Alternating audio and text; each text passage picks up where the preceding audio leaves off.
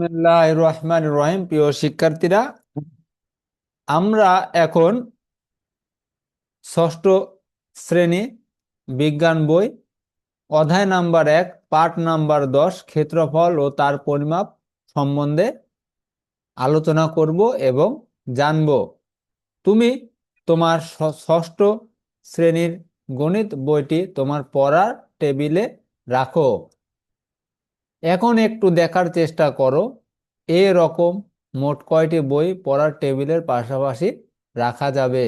আবার এও কি বলতে পারবে যে তোমার পড়ার টেবিলটি সমান কয়টি টেবিল তোমার পড়ার কক্ষে রাখা যাবে? চিন্তা করছো যে এই হিসাব তুমি কিভাবে বের করবে? আসলে এটি বোঝার জন্য তোমাকে তোমার পড়ার টেবিলের ক্ষেত্রফল বের করতে হবে।